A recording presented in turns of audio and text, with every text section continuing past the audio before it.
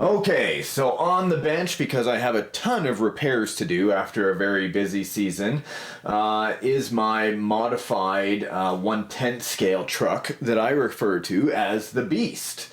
And you can see that one of my rod ends actually snapped while I was out filming a mud video, actually. And it wasn't in the video per se that I broke it. Actually, what had happened was I had pushed the throttle off camera. The truck actually kind of did a nosedive, and when it did that, it tweaked the axle and it snapped.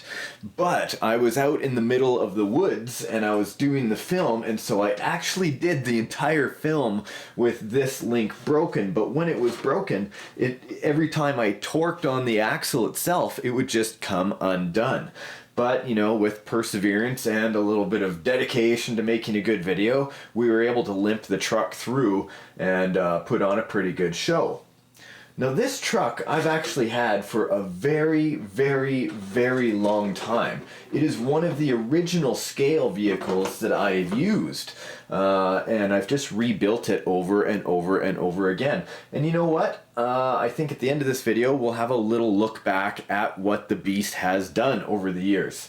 But as it sits right now, you can actually see that I have, this is the only vehicle that I have the LED light here at the top, right there, the LED light, even wired into the battery power. Normally I have a separate battery that runs all my lights because I don't like taking away from my run time. Let me put this down here, there we go.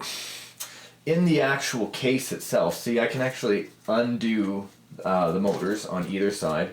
So the ESC is completely on its own. If I needed to remove it, I could just quickly unplug the motors. Battery, I keep in a battery case. For trailing with this kind of vehicle, because I do a lot of off-roading, I do use a hard case. Hard case is just a lot better than the soft alternative, and because they don't get holes through them. Of course, if lipo has any kind of air hit the inside cells, it becomes very problematic. Fire, smoke, some of them actually explode. So you got to be very careful. So when I'm trailing or using any kind of lipo, really, unless it's seriously protected, hard case all the way. For those that want to know, this is a 3-cell LiPo battery. I use it to actually power, if you guys have followed the show, that's a Tekin RX-8 Gen 2. Now the RX-8 is actually a 1/8 scale ESC for, you know, racing vehicles, really, off-road. But the reason I use this big fella here is so I can power the 2 Tekin motors that I have. Let me just undo this quickly. So you can see I popped the ESC out just that quick. The only thing that's attached is that light. And I do that by using different types of plugs and keeping everything removable. Check this out. This is how extreme I was going in using my receiver. I undid the case and I put the I just Plastidip all the connections on the back. It has worn off over time, but still isn't really problematic. Okay, so for those that follow, you already know that I use dual brushed motors here, and they run on this metal spur gear. Inside the transmission, this is an aluminum housing from Vanquish. Vanquish Products made an aluminum housing for the transmission, and in the transmission itself, I've made it all steel. So brushed motor, 35 turn, hand wound motors, lots of torque. What pinion am I running here? Just have a quick look. 22 on top and 22 on the bottom. This is the pinion gear here and here, and of course the spur gear. And so I have my slipper clutch very tight, and the reason is because this is a lot of torque that's running through here, and because I have a steel transmission that go out to steel drive lines, right? Here's my drive shaft, goes on into the inside. Now I haven't made anything in here super strong, but really the axles themselves are strong. Here is the back truss that I use for my suspension link setup. And these tires are air-filled. These are G-made rims with these Traxxas Sledgehammer 2.2 tire. I love the studs on these. And so what I've done is I've just sealed them up, and I can actually use, and there is a plug right there that I can stick a pin of my air pump into and just inflate them to what I want. Because then I don't have to worry about wet foams, like if I'm going through the water. Plus I have a lot of conformity over the rocks and the terrain that I'm traveling. These links on the bottom, I've actually added in these rod ends that are actually quite long, so it made the wheelbase of my vehicle quite long at the end, and so when I'm climbing hills, for example, I've got a lot more angle that I can go to before it flips backward, right? So that's a little bit of a bonus.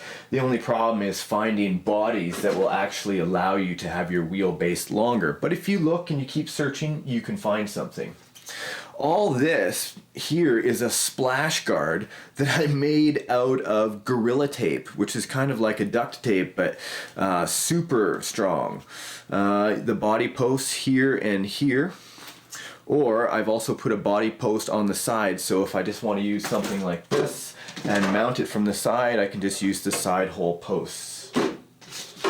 Now I've got to go through and fix the rod end. That's not a big deal. I'm just going to twist off the end, put on a new one, and put it in right behind the shock in that area, right? That's going to be easy for me to do, and I won't make you guys watch that, but I figured we could have a little look back on the beast, see what it's done, where it's come from. Maybe some of you guys remember. Maybe you guys have followed along from the beginning, but I also know some folks are new here and they don't know the history behind this truck. Enjoy. Now, we're going to be focusing on the 1/10 scale trail truck called the Axial SCX-10 Honcho. Now, this is a 4x4 machine, one of the most popular trail RCs on the market today. Ain't she a beauty?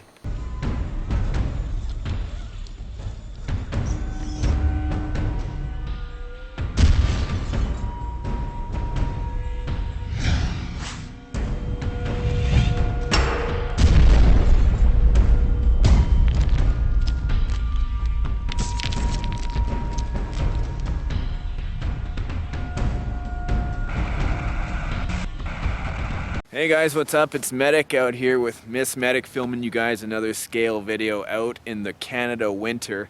I can tell you it's not too bad today, but everywhere is snow and ice, and these rubber tires are rock solid. So you see us slipping around today, no other reason than being cold. Check out these shocks.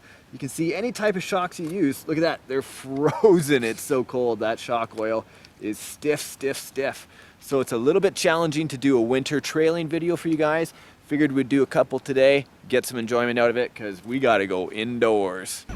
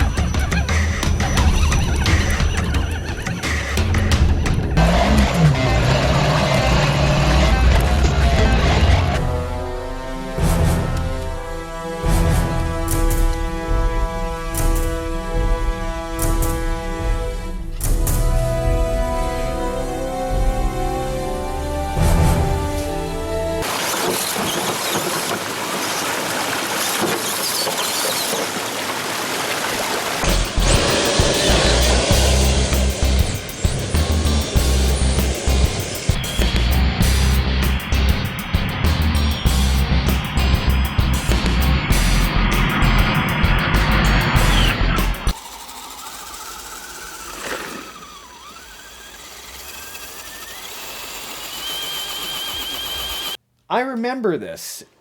It was many, many years ago, and there's many videos with this body.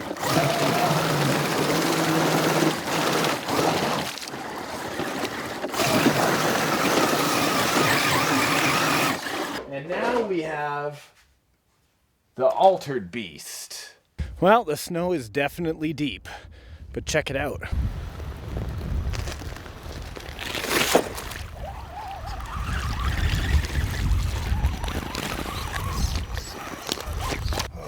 Gotta get the battery out. Oh, so cold.